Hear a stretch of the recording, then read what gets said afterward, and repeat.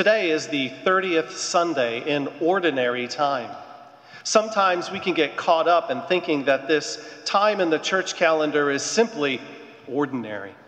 Our lives get like that. When we are simply living day to day in the ordinariness of our lives, we miss things. We become blind to what is often right in front of us.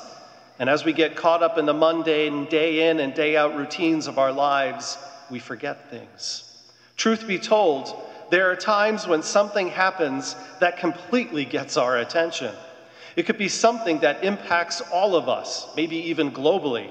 Events like the attack on Pearl Harbor in 1941, September 11th, 2001, the events that took place in Washington on January 6th, the shutdown due to a global pandemic in March of 2020. Sometimes that jolting wake-up can be more personal. The death of a loved one, the loss of a job, a miserable work situation, or being told you have cancer. These are moments far from ordinary, and they are forever etched into our memory and profoundly change us. But what about the ordinary? God is consistently communicating with all of us. When I say all of us, I don't mean just Catholics or Christians. I do mean all of us. God is consistently calling even to the atheist who denies that God even exists. But even the most devout believer can get caught up in the day-to-day, the routine, and become blind to the fact that God has something to say. That is not to say that routine is not important. Routine grounds us. It gives us peace of mind.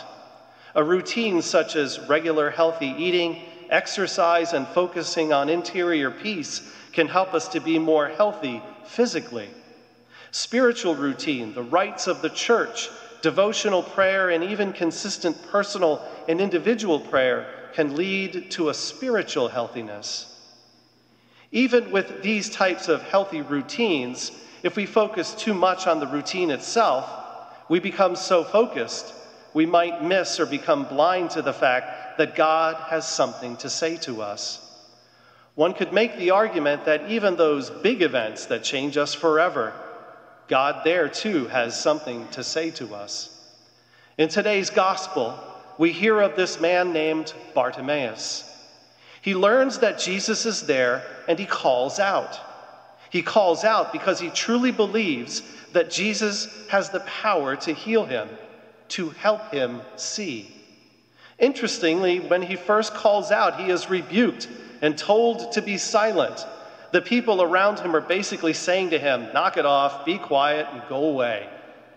He didn't let that deter him. He was determined in his belief and wasn't going to let them get in between him and Jesus. That is when Jesus stops and says, "Call him." They confirm, Jesus is calling you. The blind man tells Jesus, "I want to see." At that moment, he was able to see. The very last sentence in today's gospel is perhaps the most critical one. Immediately he received his sight and followed him on the way. Just because we know Jesus is in our lives, just because we have confirmation that he is in fact calling us, and just because we now truly see, is just the beginning. After all of that, we too must follow Jesus on the way. It doesn't matter who you are. Even if it is confirmed in a conclave that you are called to be the Holy Father, the Bishop of Rome, and the head of the church here on earth, you too must follow Jesus on the way. This is true for the laity, religious, deacons, priests, and bishops. We are all called in a unique way by Jesus. We must be like Bartimaeus and truly believe that Jesus has the power to heal us and help us see. So where is Jesus now, and how can we see him? Jesus reveals himself profoundly in the Eucharist. Even with something that easily can become routine and ordinary, we might lose sight that Jesus has the power to heal us and help us see when we receive this powerful spiritual nourishment. Recent studies have revealed that nearly 70% of Roman Catholics do not believe in the real presence of Christ in the Eucharist. Imagine Bartimaeus not trusting or believing that Jesus was actually there. He would never be healed and would never have seen. Where else can we see Jesus? Jesus reveals himself to us every single day, even in the ordinary routines of our lives.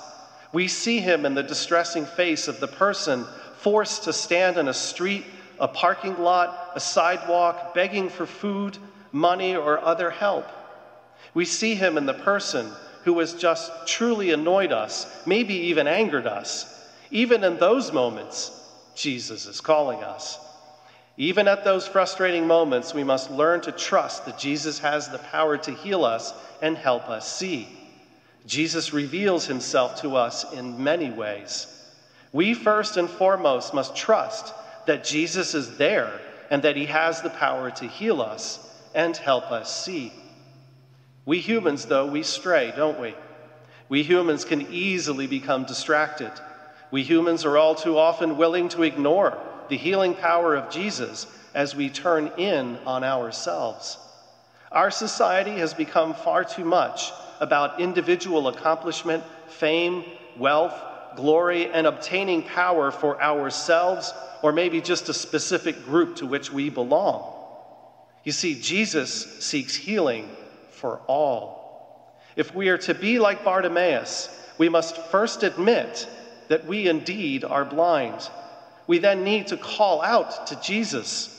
We then need to weather the storm of the people who shout to us, telling us to knock it off, be quiet, and go away. If we remain determined in our resolve to simply let Jesus heal us, he will do so. We then will see again, and then we must follow Jesus on the way.